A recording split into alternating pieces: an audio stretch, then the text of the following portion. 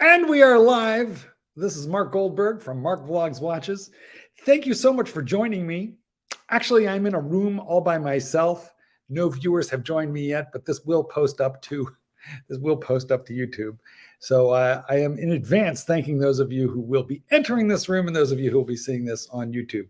I'm going to kind of like thump and fart around a little bit until somebody can tell me that they hear me and see me when people kind of work their way into the room. And then we will chit chat a little bit about the topic at hand. So if you do not like live streams, if you are bored by the hellos and the chit chats and all that silly stuff, then my advice is that you would just simply go ahead and scrub forward a little bit, because I will be greeting people as they come into the peanut gallery. But in about 3 or 4 minutes, we'll jump into the topic. Dustin Baker, Tom Cusano, Big George, New York, telling me I'm good. Oh, and Tom, thanks for the thing about the beard. I gotta say, let me do a quick minute on the beard. Man, it took me a really long time to decide if this was going to work or if this wasn't going to work. Valen Greymoon in the house, Flippin' Zippo MJ, Poon Richard. Nice name. Anyway, I went through the scratchy phase and it drove me entirely crazy for quite a while. And then I kind of got used to it. So, I think I'm going to keep it for a while. It's been many, many a moon since I had a beard on. Okay, guys, people funneling in here now. Unstructured plans. Greetings from SoCal. Well, here I am in the Chicago burbs. I will be taking questions. I do have a topic, but I will be taking also your questions. So you can throw them out here at any time, and I will hit them as I can. Let's start with Dustin Baker. It's more of a comment, I think. I want a green sub so bad. My AD had got my wife a 31 millimeter OP red.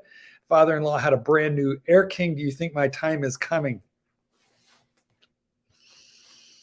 Well, you say, Dustin, did you buy that 31 millimeter OP at the same AD as, and did you buy that Air King? I mean, the answer to your question is I kind of slightly doubt it, and I'll tell you why. You're not asking for an OP in black or white. You're asking for a green sub.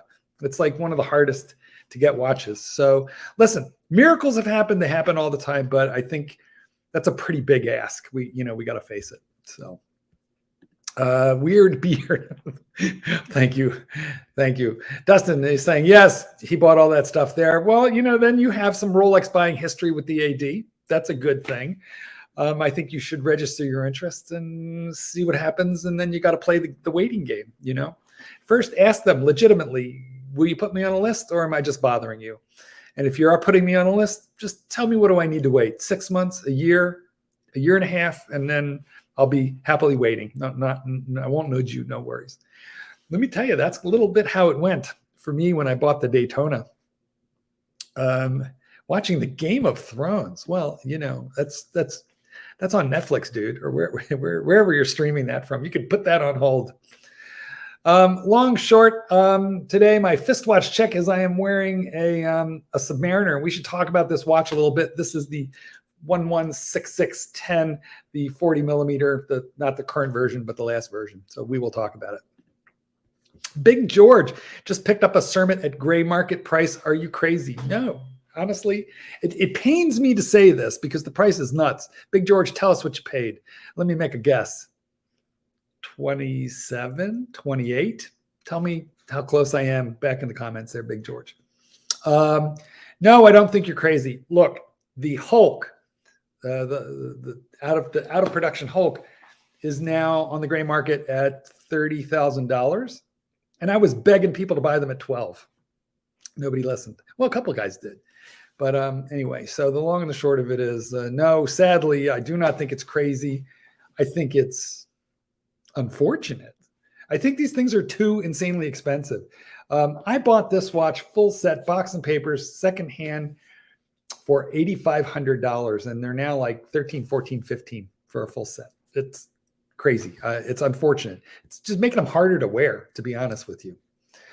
From Germany, and I like your content the best. Thank you. Mark H, thank you for sticking with me. I sure appreciate it. Do I think the Rolex Hulk price is going to go up or down? Well, I do have a theory on that. It has gone steadily up. I think that is likely to continue. The only thing that I think could hurt it is if Rolex says we should do it again. Now, normally you would think that's never going to happen, but they did it to the Batman. You know, they discontinued the Batman and then they brought the Batman back. And the new Batman is selling for a bit more than the old Batman. The old Batman was like skyrocketing, and you know, now it's still good, but it's kind of like holding in place. You know, and the new Batman is selling for more because it has a newer movement and is a newer watch. So I don't know. I think the trajectory of the Hulk is likely to continue upward, provided that they don't kind of screw the owners of it by coming out with a new one with a better movement. But, and you know, so we don't know if that's going to happen, number one. And number two, you got to remember there could always be a course correction. I do not think Rolex is a bubble that just breaks, falls, and then everybody loses their entire investment. I do think it's a bit like the stock market. Could be a rocky ride, you know, could be a rocky ride up and down, but the trajectory is typically up. Yeah. So, Dustin, now you're the one talking about buying the Sermon. You worked with the owner of the store, and she told me I would get the exhibition when the card came in. I don't know what that means, but okay. I think that means, you know, sounds like you're on the list for a Sermon. Good for you. Do I ever think about getting a bronze watch? No. I do not like corrosion. That they call it patina. I call it corrosion. It's big chunks of green. Like, you know, no. I'm like anal. I would like look at that thing every day. Did you patina yet? Should I clean you? I do not like the idea of a bronze watch at all. And there's a reason. I mean, it's a novelty material for a watch. Okay. Yeah. Lots of online hate for the Tiffany. That is the OP41 that I have in Tiffany. The price has been consolidating after it spiked on news of discontinuation. Do you see it going back up over time, or can it no longer, now that it can no longer be bought in an AD?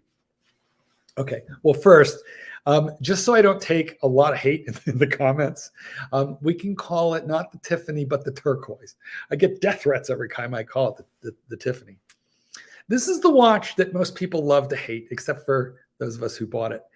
In November of last year, I made a video. You can go back and look for it, where I told you people, buy one. If you want one, buy it now for 17 or 18, which is what I did. Because I knew it was going to be discontinued, and I broke that news.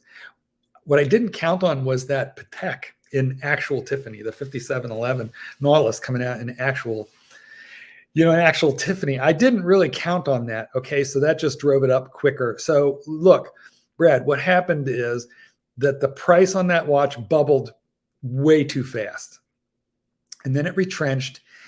And now it's sort of stabilizing. Like, that watch is trying to find its level. I think a lot of dealers are actually mildly afraid to sell them, because if they sell them for 35 today, maybe in 6 months, they're going to be 45. All right. So I think it'll find its level. I think that it will kind of hold right now. When you look at them on chrono, they're anywhere between 35 and 50. I don't know exactly where they're selling. You could look at watchcharts.com to get some sales reports if you want. Pretty good website, guys, for monitoring sales trends in watches. But the reality of the thing is, I think it's going to hold for a while. Might even draw back a little bit, and then it's going to go up. Provided, once again, that Rolex doesn't, you know, mess around with the market and just bring it back. But let me tell you what, they did not do that in the 70s. So I think it's onward and upward. I didn't buy it to flip it. You know, I paid just shy of 18. I don't know, what could I sell it for? It easily double, you know, what I paid for it, but I have zero intention of selling. I bought it because I liked it. 2 years ago, I could have walked into a VC, a Vacheron et Constantin, and bought a blue overseas. I went back last week, and they say it's a 10-year wait for that watch. I heard the same thing. I was reading about that watch in the forums. Listen, Forbes came out with an article a couple months ago saying Rolex has outperformed gold, Bitcoin, the stock market, S&P 500, everything. And a rising tide lifts all boats. So what happened is most of the good brands, like, you know, kind of went up with it. So I don't know why. even a buddy of mine who I really like, but who's not especially into watches, but he's an investor mentality. He's great with Bitcoin and stocks and stuff. And he called me and he said, should I get into watches as a side hustle? And I thought, you kind of got to know what you're doing, because it's just as easy to lose money as to make money. Craziness. Big George, you paid 23 for the sermon. I think you did fine. The problem, if there is a problem with that, it's if you need to get your money back fast, right? So let's say, God forbid, your roof blows off tomorrow. Your wife gets pregnant at the same time as your girlfriend gets pregnant, and both of them with twins. You're going to need to raise a lot of money quick, right? So you bought at retail. Now, by retail, I mean gray market retail. And if you have to sell back to the gray market, you're going to sell back at gray market wholesale. And they're going to want to discount, they say 7% poppycock. I think it's more like 25% or so off of what they fully intend to sell it for. I don't begrudge them that. I understand they take risk. They have to service these things. They got to stand behind them. They're in business to make money. Okay, so no problem there. But they're gonna, if you have to sell that thing anytime soon, they're gonna offer you like 18 for it. Okay, so mind you, if you can hold out a few years, I think you'll not only get your money back if you have to sell it, but more. But I assume you bought it because you like it, and so you should just enjoy it and don't worry about what it's worth. You have it already. It is crazy how the prices went for the two-tone Rolex root beer, the CHNR. Unbelievable. Guys, you know what? That particular watch fits a theory of mine. And it's very similar to my feeling about the OP41 turquoise, as well as this upside down left-handed GMT Sprite, the green one, that incredibly ugly or cute or cool, whatever you want to think of it. But Rolex, when Rolex comes out with a watch, it's not like this. I mean, this is just like standard issue Rolex. It has looked the same for 50 years, 70 years. Okay. But when Rolex comes out with something radically different, which they very rarely do, once in a while, they just surprise you, right? A CHNR, a root beer, and then in ever rose gold with a completely new warm brown bottom of the bezel there, a turquoise, a bright turquoise dial on an OP41, a backwards GMT with green. When they come out with stuff like that, here's what happens. Guys like you and me, we look at it and we typically go, I don't like it. This does not suit me. It's not Rolex-like. It is not the reason that I got Rolex or that I'm interested in the brand. And furthermore, I worry that if I buy something like that, it's a fad and I'll never get my money out of it. Most of us like the concept of retained value, meaning if one day I decide I got to liquidate all this stuff and move to Zaire, I'll have the money to do it. It's not that, like, I don't know. I don't commonly buy and trade watches, but, I just like knowing that I can still keep having my $5,000. The problem is, so we look at it, we squint, we don't like it.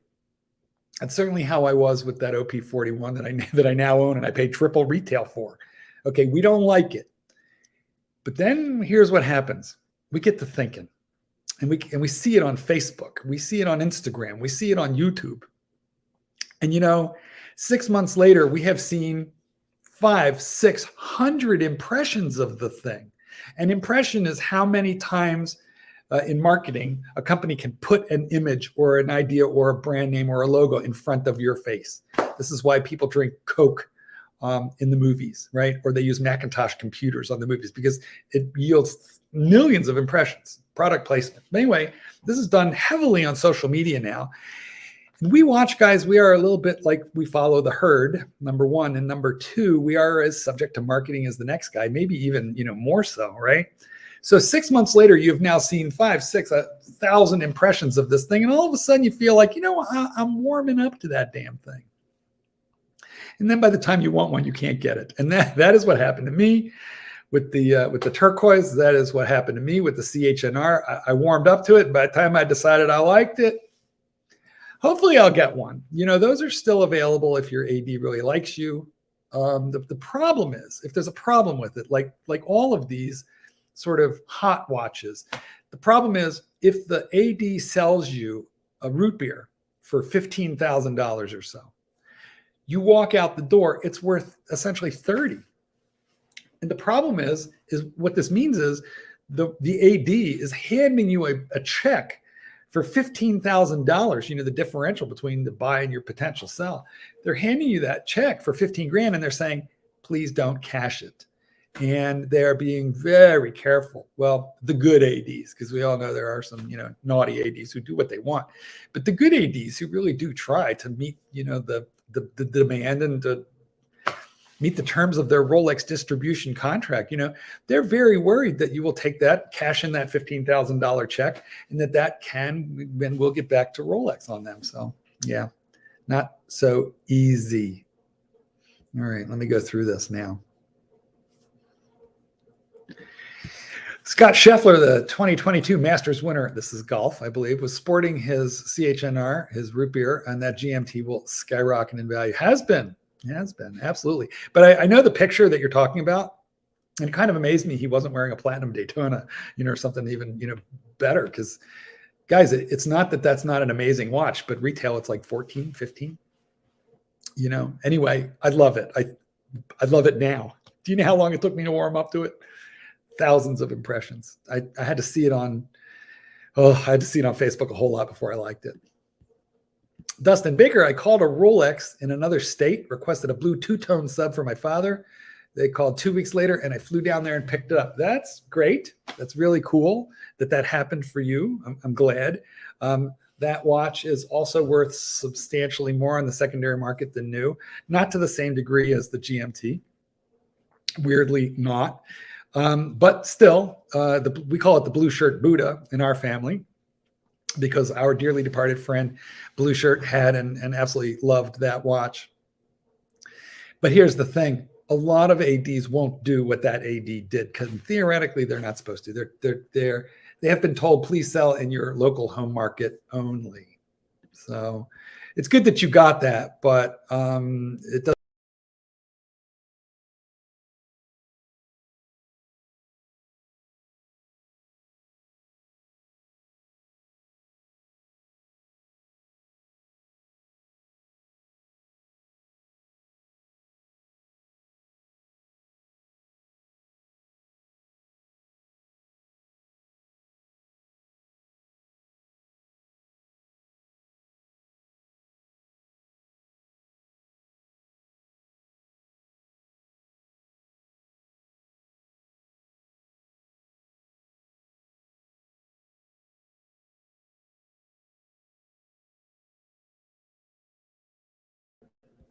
I'm back. Sorry for the delay there, guys. I don't know what happened. Crazy. Okay. Yeah, right. So yeah, I mean, it's good that it worked out that way, but it often doesn't. Dustin, isn't it? You fell, well, listen, and you got lucky. And that's the funny thing. Every time I make a video saying how impossible this is to get and how much you basically have to kiss butt, over at an AD in order to get a watch, somebody or multiple somebody's put in my comments, I just went in there and asked for one, and the next day they called me. And so a certain number of guys are going to get the golden ticket in their chocolate bar. Dustin, if I were you, I would start playing the lottery. That's what I would do. It must have been your lucky month. AC021, Mark, I'm from Brazil. Hello there. Thank you for the great content. GMT root beer, what do you think? Fortunately, I am the owner of one. Well, AC, that's the watch we kind of been talking about here. And what do I think? Well, what I think is you doubled your money, right? Don't sell it, keep it. But I think if you walked into the AD and purchased one of those at retail, you've done magnificently.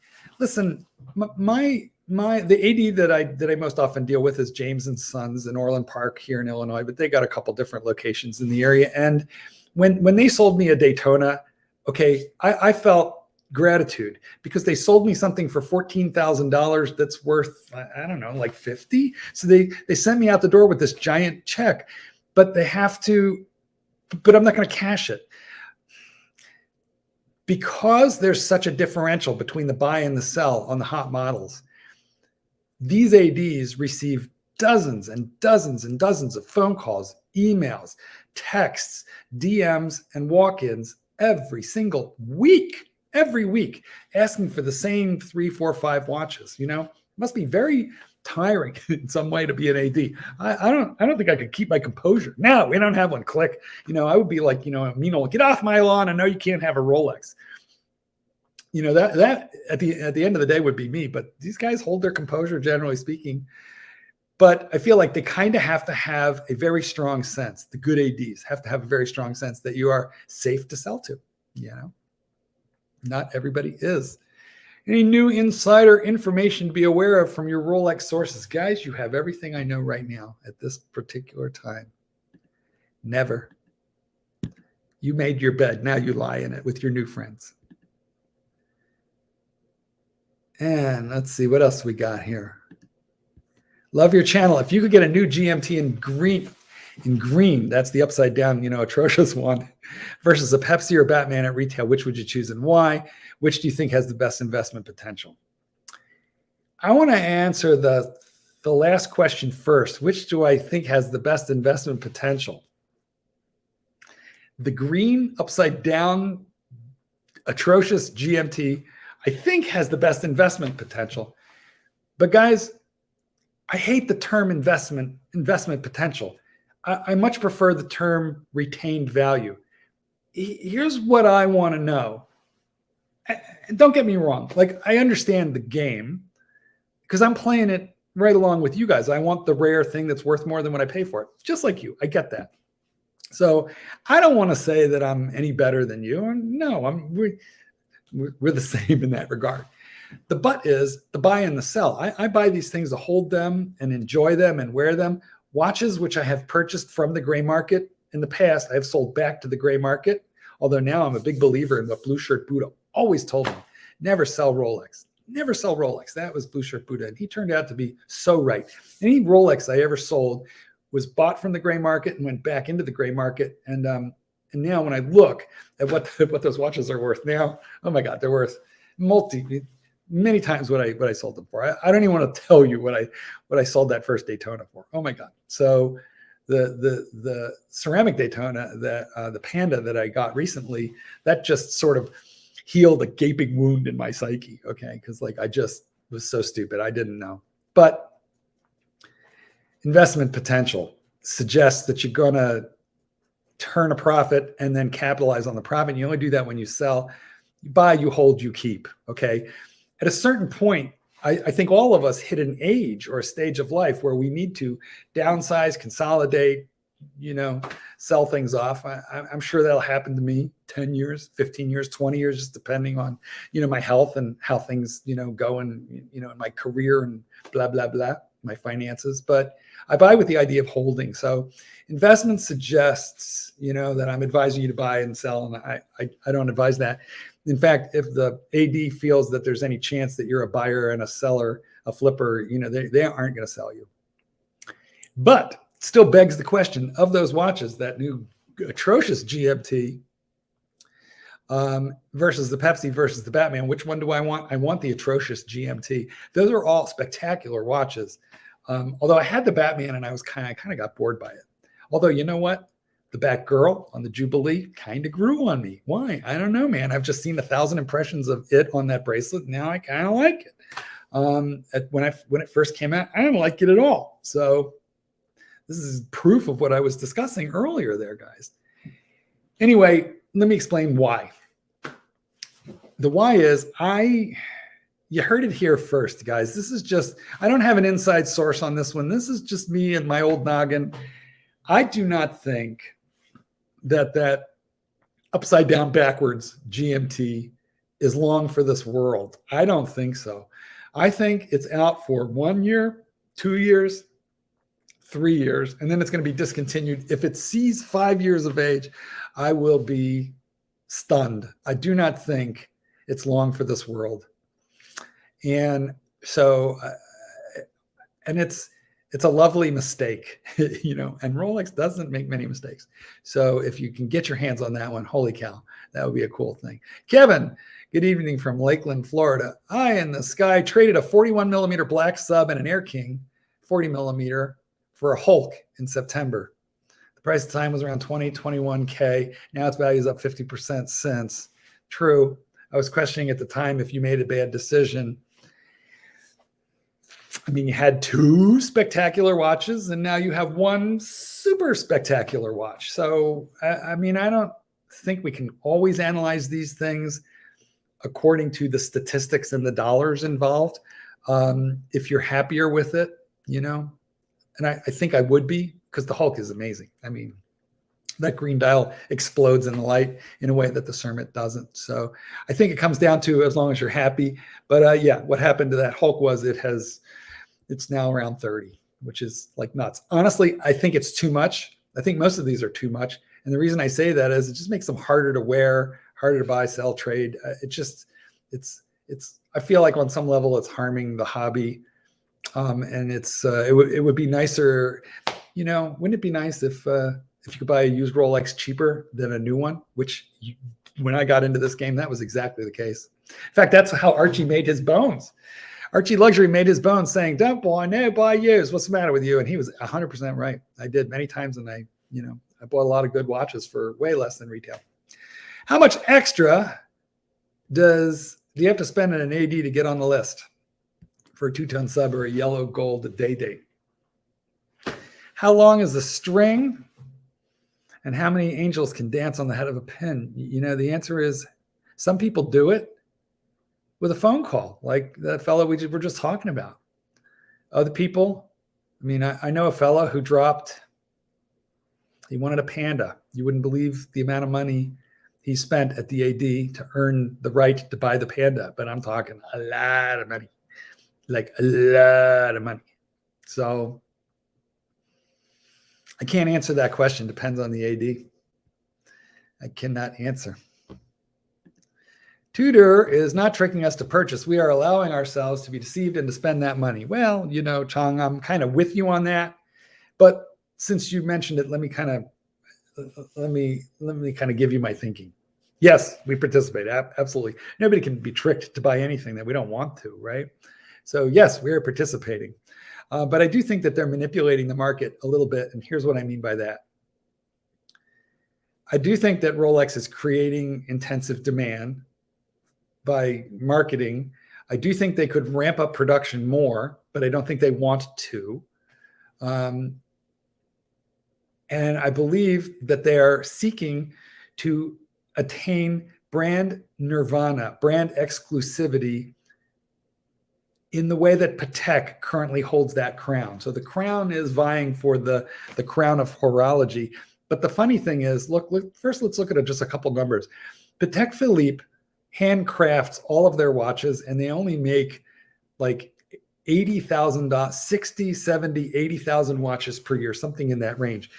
Rolex has a great mechanized system to manufacture watches, although they say human hands touch every one. I think as they're going past the assembly line, there's somebody going like this, you know, and I'm exaggerating. I think they fiddle with the watches, you know, by hand, especially the movement when it gets cased. But certainly many more hours of hand work go into a Patek, many more than a Rolex. And Rolex doesn't make 80,000 watches a year. They make 800,000 watches a year. So, and you can't get one. They're making almost 1 million watches a year, and you almost can't get one. So they are looking to achieve Patek-like exclusivity and price. This is why I think they're allowing the gray market to do their dirty work for them, because they could shut the gray market down if they wanted to. Wouldn't be hard.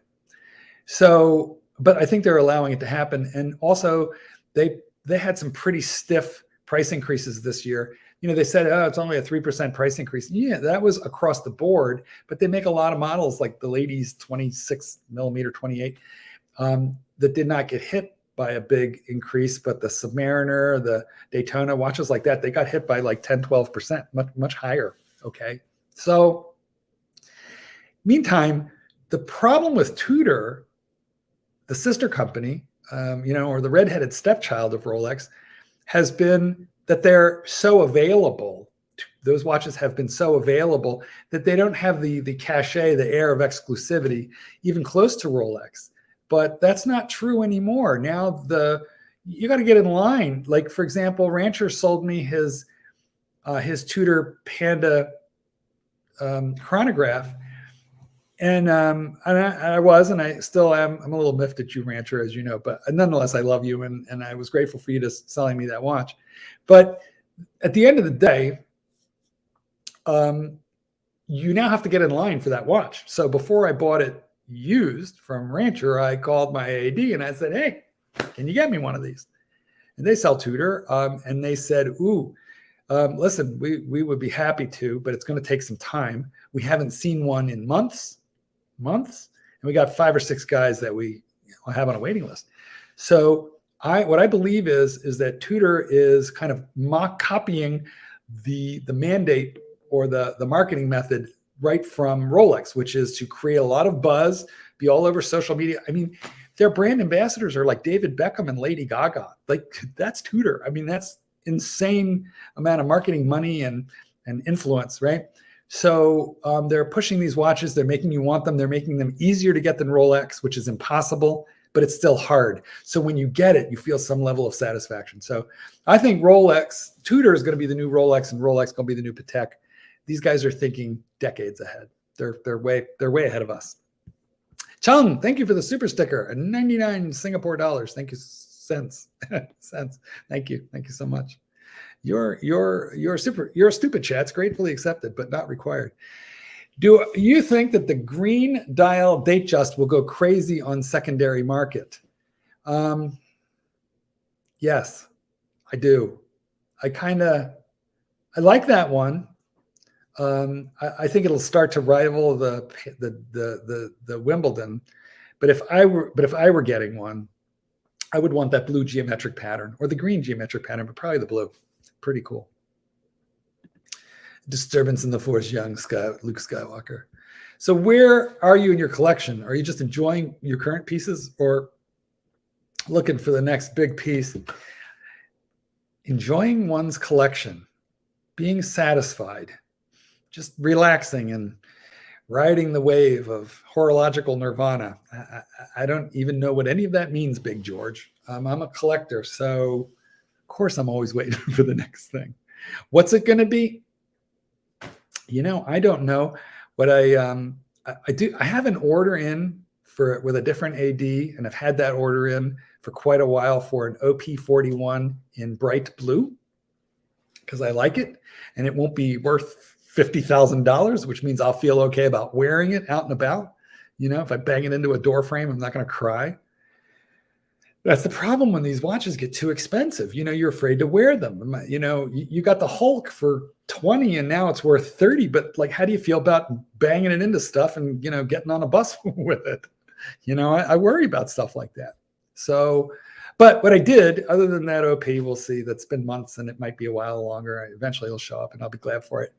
But with my regular AD, I said, hey, keep your eye out for something you think I would like. And then one day just call me and tell me to come pick it up. I don't even want to know what it is till I'm in the store. So I don't know what's going to happen, but they know my taste. I don't know. I don't know what's going to happen. You look like you lost weight. Oh, bless you, Mark. If I could send you a stupid chat, I would, but I'm pretty sure I haven't. So the upside down GMT is another Tiffany blue OP41. In my opinion, it's yet to happen.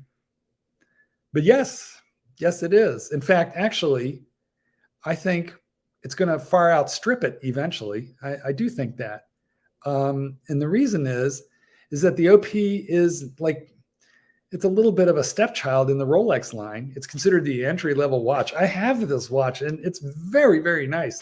It certainly doesn't feel like a cheap watch. It really doesn't. So, like, I don't know why people poo-poo it. It's a Rolex, and it's built like a Rolex.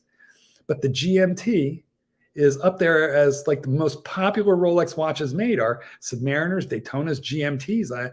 Kind of not necessarily in that order even. So you come out with a crazy special GMT and it's going to kick the crap out of everything else. Yes, absolutely. Thank you for the education that you provide. Well, Kinsey, I have to say it's worth exactly what you've paid for it, sir. I'm just BSing from the mind of Goldberg. So I'm not entirely sure, I'm not entirely sure about this stuff, but I have opinions. I'm not sure I have facts, but I do have opinions. McLovin, in memory of Blue Shirt Buddha and Jupiter. Thank you, my friend McLovin. Thank you for that. Jupy was my cat, and Blue Shirt Buddha was my friend. Jupiter was my friend too. He lived at like 20. It's like he had a good long life. Blue Shirt Buddha, on the other hand, gone way too soon. Way too soon. Jeffrey O'Neill, I have a crush on the new Cartier Santos in blue PVD. Could it be a good everyday replacement for a Rolex? I stress over the risk of theft wearing my Explorer 2. I mean, Cartier is kind of recognizable too. In fact, I think that if you really, first off, I like Cartier. A lot of collectors don't. I like Cartier. I have the Cartier Calibre de Diver in blue. Is it less stealable? Yeah, but you have an Explorer 2. I mean, I assume you have the 42, 41, 42, so 42, I think 42 millimeter one. So they're kind of big, very Rolex, very beautiful watch. I had the Polar one, and like a schmuck, I sold it. Don't ever sell that. Don't sell it. Oh my God. I'll tell you what I sold it for, $6,500, which was market at the time. And now it's double that. And it wasn't that long ago. I don't know, like 2 years, maybe. Oy. Anyway, yeah, I'm in favor of anything Cartier. I like that. I do. I think you're okay. The question of how much less stealable it is, I do think that Target, like a Cartier tank might be targeted over a blue Santos. But I think you could wear that watch. I do. Felipe Zapata says, I picked up a Jubilee Pepsi at retail last month, and I love it. Yeah, well, good for you. That's like hitting the lottery. That's a beautiful thing. Wouldn't consider selling it for the $30K that was offered by a friend because it could hurt my relationship with the AD. It will. Don't sell it. Guys, here's how this works, okay? You drop into your AD some months after buying a watch because now you're working, on the new one. They definitely are going to look at you to see what you are wearing, all right? And if you're not wearing a watch that they sold you, a Rolex, and they sold you a Rolex, they're going to say, hey, come on, next time you come in here, wear that one so we can clean it for you for free. No charge. We'll clean it up for you. And they will, okay? But they really want to see that you have it. Okay. And if they become suspicious that you don't, if they call you to come in for something, they're going to tell you, but wear that Pepsi. So guys, I don't think you should sell a Rolex that you bought from an AD if you would like to maintain your relationship with that AD, unless, because there's an exception to every rule, and that would be unless time goes by.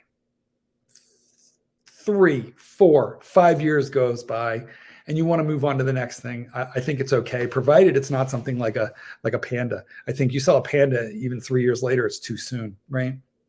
But you bought a sub, in 2017 from your AD, and now you want to get a GMT. I think it's fine if you sell it. I don't think they're going to care at all. I don't think they're going to know. I don't think they're going to care. All right, but don't do it soon. 3 years, no sooner than 3 years. They're going to want to see it. They increased prices twice this year, January and March. Well, like I said, they're looking for Patek pricing. They're letting the gray market do their dirty work, and then what they'll do is they'll clamp down on the gray market and just take over that pricing. Okay, but they can't have a sub go from $10,000 to $25,000 or $30,000 all at once because everybody will hate them. So they're doing it the slow, dirty way. Love my BLNR, says Jack Dodson, with the Jubilee bracelet. So you got the Batgirl. I hated it until I saw it on Instagram 1,000 times. Now I like it. I very much love the name Batgirl for the watch. If the name was based on Batgirl being an awesome superhero, the reasons for the name smack of misogyny. Well, I'm going to take your word for that. I don't remember sexism and Batgirl. You might be right. Jack Dodson, big fan of your channel. Thank you, Jack. Beard looks nice. Well, Groundhog Day. Thanks. I'm like, it's growing. Get it? It's growing on me. Damashine, how are you, Damashine? This man, Damashine, has one of the finest collections of Rolex you'd ever want to see. He's got everything in triplicate, like literally in triplicate. I don't know what that means. Oh, it's Grobnob. Well, number 77, Grobnob. Or, I've always been grateful to Grobnob, who never gave me that much of a hassle. So thank you, Thank you, Grobster. Willie Evans, love the Tudor Black Bay. Which one? There's like, 50 of them now. I felt it for a young gentleman like me, and Rolex for older people. Well, Willie, this is what they're pushing Tudor into the older demographic even now. Is what's happening. I think I can't disagree about the Black Bay. Look, I have the first Black Bay ever. It was the 41 millimeter Burgundy Black Bay with an ETA movement, and I have that one. And it was the watch that started the entire Black Bay movement, and then they downsized it to 39 millimeters from 41. At 41, it was very wearable, but kind of thick. So anyway, I sold that watch, and then 2 or 3 years later, I rebought it for the exact same price. Now it's double what I paid for it. So even Tudor is getting up there now. Crazy. That's the most underrated Rolex.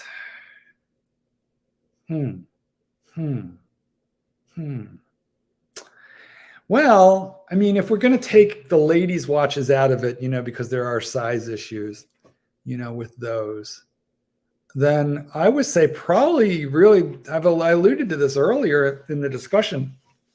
I think maybe the most underrated Rolex would be the OP, the OP line in either 36 or 41. It's the entry level Rolex. It's $5,000. Well, actually, it's $6,000. But try and buy one for that, and I have one that Tiffany, and honestly, the only difference, or turquoise, the only difference between that turquoise OP41 that I have and any of the other ones is the dial. Otherwise, it's, an identical watch, and it's beautifully built. It's a Rolex in every sense. They have upgraded the clasp and the bracelet. It has the Easy Link. There's nothing cheap or chintzy about it whatsoever, and it's incredibly accurate, that movement.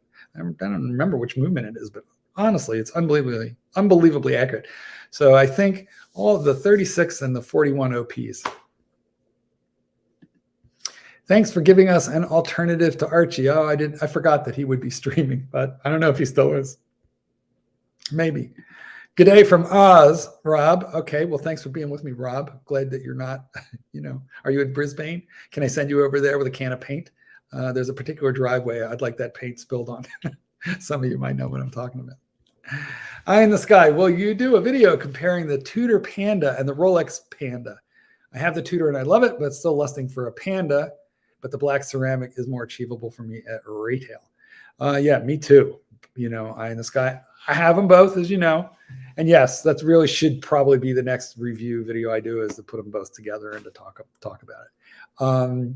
But a quick peek ahead is that the fit and finish and iconic nature of the Rolex Panda Daytona outstrips the Tudor in every way possible, on the one hand. On the other hand, that Panda Tudor has tremendous wrist presence and is an incredible value. I think it has the Breitling B01 movement in it with a vertical clutch and column wheel. So it's a very nice movement. In fact, I have a 42 millimeter chronomat from, chronomat. I always get confused with that word. It's a chronograph. The 42 millimeter one with the Roulet bullet bracelet from Breitling. And it's such a nice movement, same movement that Breitling puts a display back, on theirs. So anyway, the Panda at gray market is like, 50, pushing towards 55.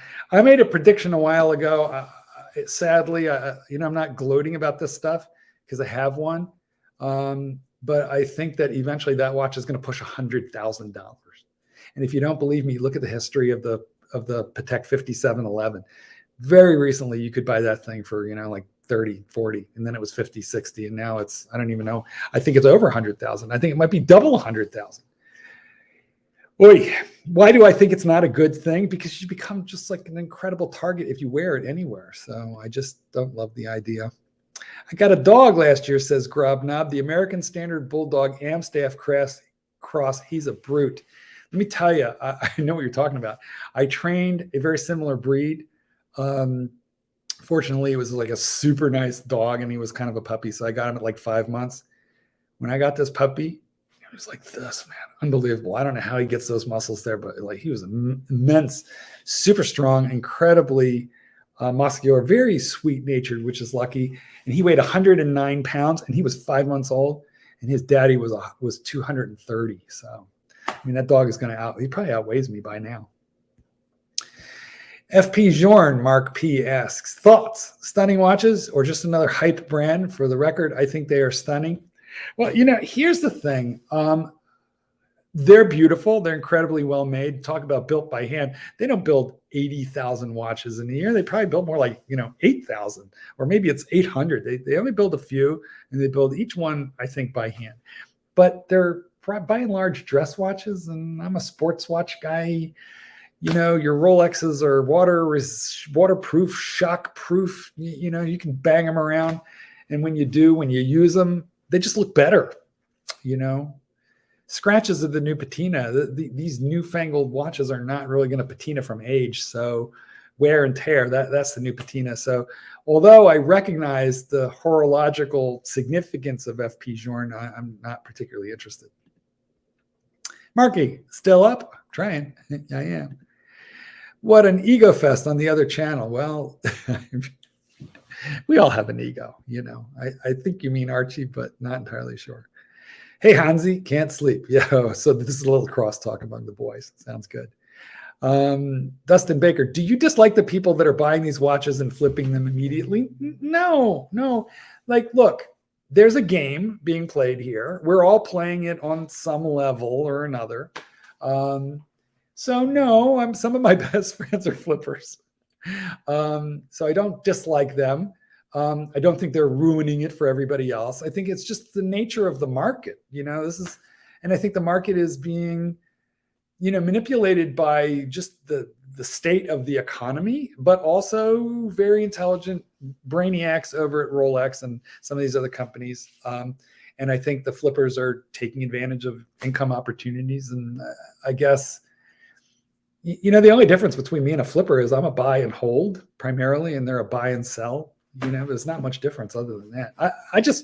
I buy because I like watches. So I tend to bond more, I guess, with people who buy watches because they love them and they can't stop themselves. And, that's me. The other channel is crazy. Great stream here, Hansi. Well, I used to enjoy that channel, but I'm a little over it now, to be honest. I love pandas, especially the ones that sneeze and fall over. Upvote, folks. McLovin asking you to smash the like button on this one and subscribe if you don't already subscribe to me. Thank you, guys. Well, we're coming up on an hour. We're about 10 minutes short, so I'll probably cut this at the hour point. Smiley face. You are great, answering every post. Well done, well fisted. Well, thank you, Jack. I'm doing my best to keep up with you guys here. Hans says Burgundy Bezel. I like my Burgundy Bezel. The Tudor Black Bays are a 60 click bezel, and they're flawless. I mean, the sound, the feel, the ratchet. I've got a Pelagos that has that, and that Black Bay, and the bezels, the bezels on Tudor are nothing really beats the 120 click bezel of the Rolex. The precision and refinement are exquisite. But the Pelagos and then the Tudors, the Black Bays, on their 60 click bezels, it's not that they're ill-refined, but each click is like a rifle shot. It's just big and bold and incredibly definitive with a loud metallic snap that I dearly love. Whereas this is like, that sounds like bubble wrap. Very, very fine. But it's like bam, bam, bam on the Tudor Pelagos. And one beautiful thing about the Tudors is they stick when you get to the 0 point, right? So when you bring them all the way around, they want to stick at 12, so you almost don't have to look at them if you want to just put it right back to the 12 o'clock position. Where do you see the value of the OP31 red going in the coming years now that it's discontinued? Well, up, up, definitely up. But 31 falls into the ladies watch category, whereas 36 straddles, like unisex, if you will. And typically the ladies watches haven't been as collectible as the men. Okay. So not fair, but I believe that's the way it is. So I think it'll go up, but I think the 36 and the 41s will go up to a greater degree. Willie Evans, buying a Rolex is like buying a real estate because it appreciates in value. Yes, but you maybe aren't old enough to remember the real estate crash, which I remember a couple of them where you bought and then you were upside down in your mortgage, right? So you still have to be a little careful, but I do not disagree that Rolex appreciates, especially now. Late to the stream, says Rodney Harris. Did you do the fist watch check? I did, and it's a Submariner, 40 millimeter. Brub, email me, mark8@gmail.com. No, Mark Goldberg8@gmail.com. I'll pay you back for the paint. Oh, come on. When was the last time you paid any attention to a movement? That's the rancher, my sometimes good friend. Richard Greenberg, Mark, would you ever buy a Panerai? My buddy Tanzil seems to have a problem with Panerai. He can't stop buying Panerai. I have had temptation many times. So I don't want to say, no, I wouldn't buy a Panerai. I don't want to say that. I don't think I can. But I will say so far I've done a reasonable job of stopping myself. Because there are certain brands that I purchase that I like and that have legitimate historical value. They have a backstory. But in some sense, I tend to use them to scratch the itch, And my go-to brand for that is Breitling. I've got 3 of them, now. I've had as many as 5 Breitling. Now I only have 3. So I'm trying to avoid Panerai. Also, too, another main reason that I'm trying to avoid Panerai, just so I don't jump down another Paneristi, rabbit hole. I don't like straps. I only like bracelets, and Panerai always seem better on straps than bracelets, but I just basically hate all straps. Big George, now the market is softening due to China being in lockdown. Once they open, it's off to the races. I don't know if that's entirely true, but I will say this much. Look at the stock market. It goes up, it goes down, it goes up, it goes down. But if you take any 10-year trend, it's up, and that's Rolex. So it may fiddle around while it's climbing up. And that's why it's a buy and hold proposition, in my opinion. I hate the dial hands on Tudors. Well, they don't all have the snowflake hands that you're referring to, but I actually like them quite a bit. I know a lot of people object to them. You know what I hate? With the passion of 1,000 burning suns, I hate skeleton hands on, and I have 2 of these watches, on Omega Seamaster Professionals. The laser cut dial. Beautiful watch. I love it. I just hate those skeleton hands because there's just little tiny thin strips of lume on them. And 15 minutes after you put your UV light on there and go to bed, if you wake up to pee a little bit later, you can't read the damn thing. So skeleton hands on a dive watch, stupid. I hate that. But those Tudor hands are super legible. They carry not enough lume. They carry extra lume. And weirdly, my favorite part of the skeleton hands is that little square that they turn on its side. On the seconds hand. The seconds hand on those just floats my boat.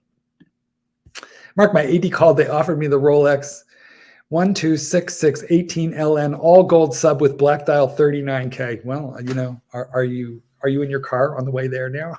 I kind of would be. I mean, it's a lot of money. It's a lot of money, and especially because you're going to have to pay tax, and so it's a lot of money. But I don't think you'll. If you can afford to tie up the fundage, then do it. But I will tell you, here's the problem with the gold sub. You're not going to want to wear it that often. You'll be afraid to bang it up.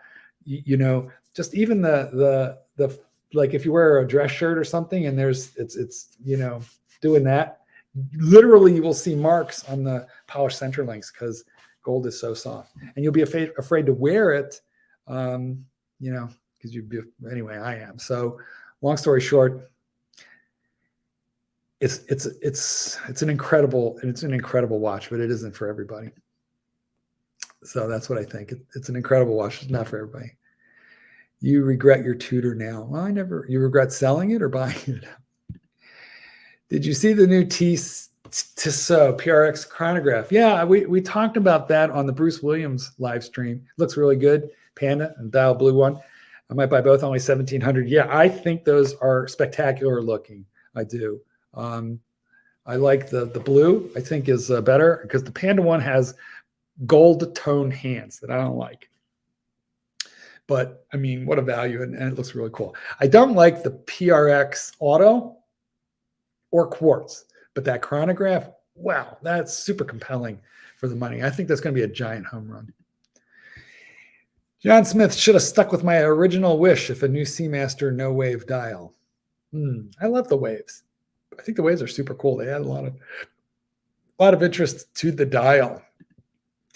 Dustin is telling Eric never to say no. That's the full gold black dial sub. Well, the problem is like, by the time you're out the door, it's like $4,000. So it's like a huge amount of money to tie up. So I think you gotta be, you gotta know what you're going for there.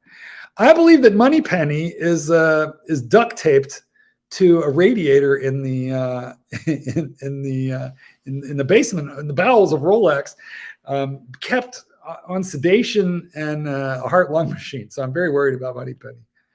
Eric, where's your AD? I'll come buy it. I regret buying a Tudor. Oh, should have bought an Omega Seamaster. Okay, so Black Bay Omega Seamaster. Ooh, wow, that's a tough one. Tell me, guys, in the comments which one you would prefer. That is so difficult for me because the look of that Omega Seamaster, I mean, it's a 40 S&P 41. Is it 41? I like it better than the Tudor. The only place the Tudor kicks the crap out of it, though, is in the loom because of the way the hands are. But boy, that Omega is it. Yeah. Omega, in my opinion, I would have bought the Omega for that one. But the Tudors are easy enough to part with. So if you want to find a new home for it and start over, you could. Tudor loom is horrible. Mine is very good. Even my old Tudor loom, and in fact, even the Tudor Panda chronograph has good loom. So I don't know what you mean there, buddy. Seiko definitely has better loom. Like the insanest loom I have on any watch, bar none, is I have a Bluna, a Seiko Bluna. It's the blue tuna. It might as well be black because it only looks blue at a certain time in the day when the azimuth of the sun is, at a certain point. But it's called the Bluna, and it's one of their latest tunas, and the loom is absolutely nuclear. I hit it with a UV before I go to bed, and 2 days later it's still glowing. It's insane. Okay, Mark, you have connections. Apparently, there was a new Tudor that got released, 39 millimeter with diamonds and a motif similar to the LV. They pulled it in one day. Rumor is LV filed suit. I don't actually know anything about that. But by LV, you mean Louis Vuitton. And certainly the pattern, that L and the V and the way the pattern is, is definitely trademark protected. So if their designers goofed it up, I wonder if any of those went into the field. They're probably trying to buy them back. They're going to be crazy, crazy collectible. I regret buying it. Now I know I got scammed by Rolex. I don't know what you mean. You got scammed by Rolex buying that gold. Are you talking about the gold for 39? I don't know exactly what retail is on that. Isn't it 39, or is it something like 36, 37? It's not much under 39. So if they marked it up on you a little over MSRP, it wasn't by much. So I think the only reason that you would regret buying a gold watch would be as if you decide you really can't wear it anywhere. Oh, sorry, I got confused who was who. Eric is the guy with the gold watch, and thanks, Mark. Love the advice. I think I'm going to do it. The gold's gorgeous. Told her I could call her Monday and let her know. I was hoping it would open the door to a GMT or a Daytona. That's a heavy hitter watch. So, when you walk into any other AD wearing that one, they're going to ask you, "Oh, wow, that's something. Where'd you get that?" And when you tell them you didn't buy it gray market, you wouldn't say that. What you'd say is, "Oh, I got it over there," James and Sons or Joe's Rolex, wherever it was that you got it. They're going to know that you have most favored nation status. I walked into an AD, not my regular AD, but wearing my gold Rolex. They took one look at me and they said, "Let us show you the Patek, sir." And they tried to get me to, they wanted me to try on. They had a whole case full of Pateks in the back, and so yeah, you'll get a very nice reception. Will it open doors? It will open a door probably there and elsewhere. Yeah, I would think. Yes, I think they're still making the Milgauss. It's in the catalog, so I do think they are. The total, oh wow, with you fine. You did fine. So I understand now why the 39 figure came up, because that included the tax. Like I said, it's a whole lot of money. You can't wear it everywhere, but you get a stiffy every time you wear it, I assure you. It's like, it's like a horological Viagra is what that is. I've just invented a new term, horological Viagra. I'm going to trademark that. Andres, Glashut CQ is the best diver around. You know it, Mark. I have one. It's amazing. It's wonderful. I must be some kind of weirdo snob. I prefer watches that are really, really hard to get, and that was a little too easy, But in terms of its horological characteristics, it's an incredible watch. Yeah, it's lovely. I did a review of it. You can find it on my channel. So there is nothing wrong with it. If there's something wrong with it, really, it's the economics of the thing. It prices at, I think, 12 on a bracelet. It's a really nice bracelet. I have the bracelet. I think it retails at 12, and I think it discounts down to maybe 10, as I think. And you don't have to really wait long to get it. But by the time you're spending like $10,000 on a diver, I think most people's heads go to, it's something that everybody else knows. I'll spend a little bit more and get the Rolex. So I think that it would do a whole hell of a lot better if they could have figured out how to price it down at around 8, Anyway. My Tudor GMT lume lasts a few minutes. I've seen that. I've seen that watch around, but I've never illuminated it. John, what you might try is get a UV flashlight, because sometimes if you hit it with just sunlight, it'll fade out pretty quick.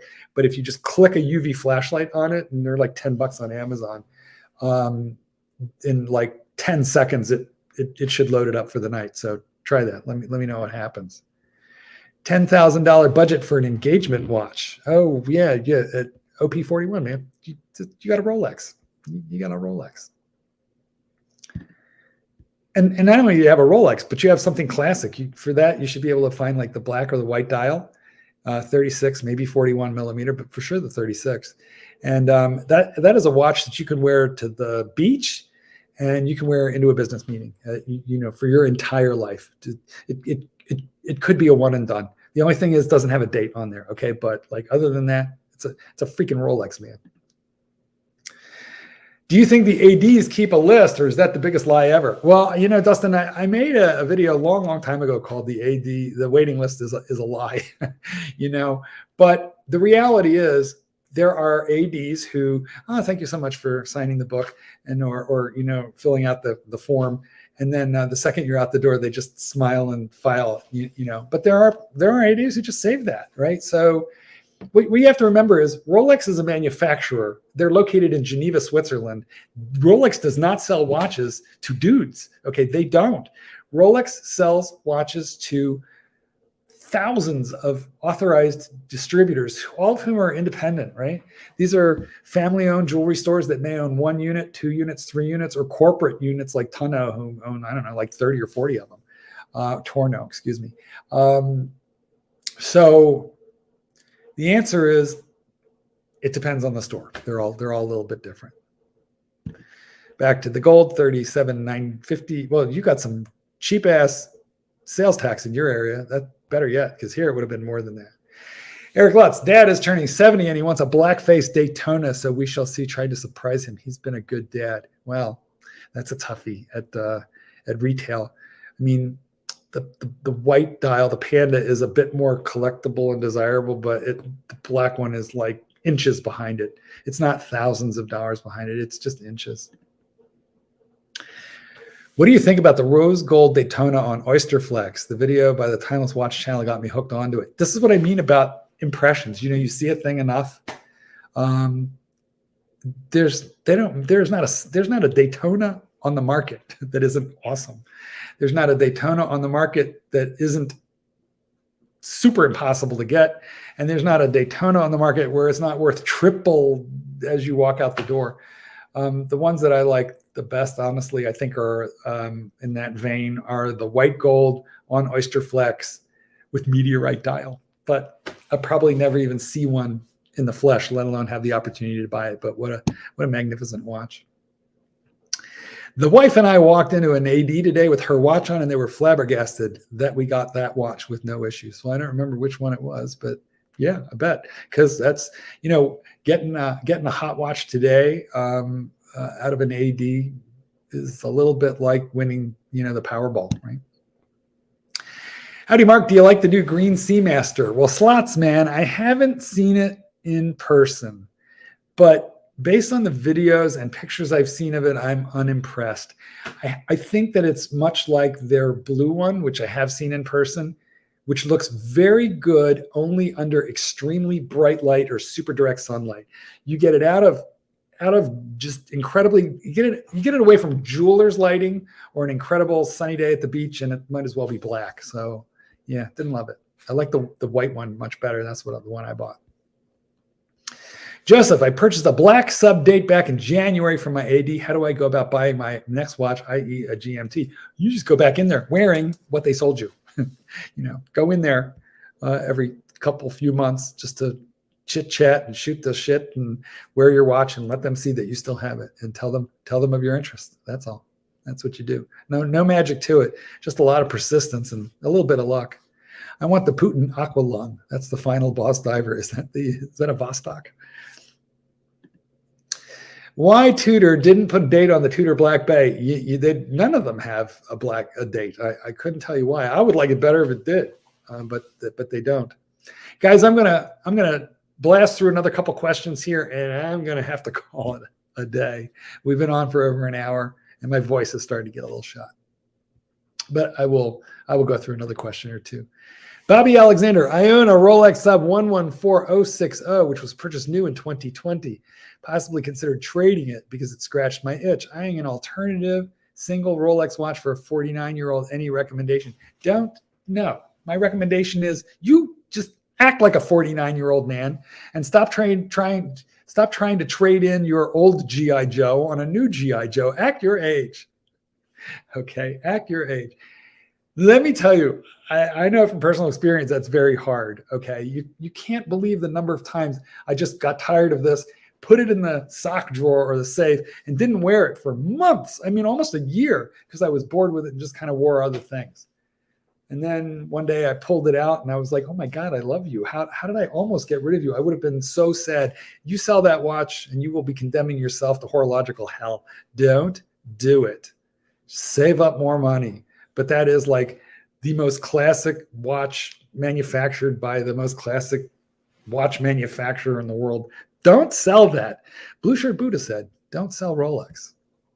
Mark says, don't be a putz, don't sell Rolex. Do I still have the red line Sea Dweller, the 43 millimeter? You betcha. And that's another one that, you own a thing long enough, you're like, yeah, I should get rid of it. And then I'm really glad I didn't, because once in a while I pull it out and I wear it and I love it. If you could have 8 end goal watches, what would your collection look like? You're going to have to hit me when I'm fresh, not when I'm an hour in. They'd probably mostly be, sport. They'd all be sports watches. It wouldn't be a dress watch in the whole lot, I could tell you that. Probably be 7 Rolexes and then 1 Patek Philippe, the 5525, the travel watch. That's the only Patek that kind of talks to me a little. You are welcome, Amit. Thank you for being with me. What do you think the Panda will hit at the end of the year? Ooh, well, I don't know. That's a good question. It's like 50 now? I think it could be 60, 65 by the end of the year. And I think by the end of next year, it's going to be 100. Crazy. Well, boys, I'm going to have to call this now. My voice is starting to go. I got some business that I got to attend to. I'm a dog trainer, and the dogs, they need to go out. So I got to get into the kennel and potty all the dogs. I'm going to do it in a Rolex Submariner. Tell me what you think about Rolex and all these questions, especially Tudor. Thank you for being with me all this time. Watching to the bitter end. Throw a like on this video. Please subscribe. We will do this again soon. This is Goldberg. Peace out.